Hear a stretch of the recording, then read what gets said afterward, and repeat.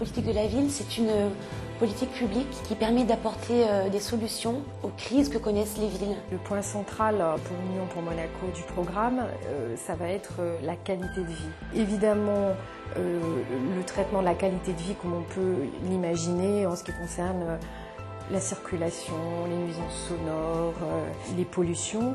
Mais c'est aussi la qualité de vie dans le sens de la qualité de l'échange, la qualité des liens entre les générations, la qualité des relations qui peuvent exister. C'est aussi pouvoir proposer en termes d'urbanisme des espaces de vie dans lesquels les gens se sentent bien. Donc il y a des habitations, mais il y a aussi des commerces, il y a des écoles, il y a des espaces verts, il y a des espèces de vie, de rencontres.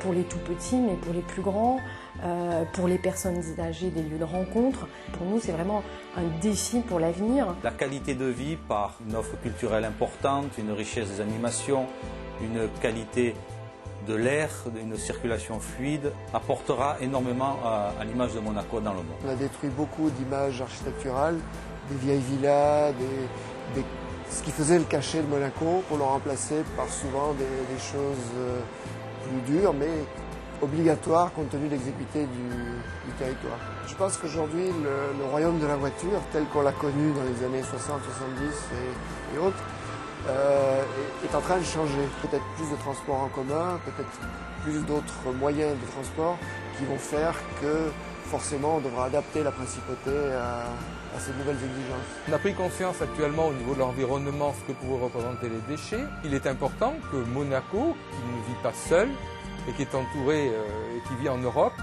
se mette aux normes et fasse un gros effort, que ce soit dans le tri sélectif et que ce soit après dans l'évacuation de ces déchets. Concernant le port, je crois que nous avons tenu les engagements qui étaient de préserver la petite plaisance, tout ce qui intéresse un petit peu la vie portuaire, qui est quand même un microcosme propre à Monaco, qui est tourné vers la mer. Et aujourd'hui, il me semble que personne n'a de grief contre cette nouvelle gestion, bien au contraire. L'extension en mer, c'est un gros défi, tel que l'a été déjà dans les années 60 Fontvieille. C'est un défi qui devra profiter à toute l'économie monégasque. Toutes les entreprises de Monaco devront être associées à cette énorme entreprise décidée par le prince Albert. Quand le prince parle de pays modèle, c'est vraiment ça le défi au sens profond du terme. Il faut vraiment qu'on mette la qualité, l'environnement au centre de nos préoccupations. Sachant que ce ne sont pas des mesures que l'on va prendre au cas par cas pour chaque problème, mais qui au contraire englobent à chaque fois toute la thématique de la ville. Donc c'est l'emploi, c'est le logement, la jeunesse, la santé.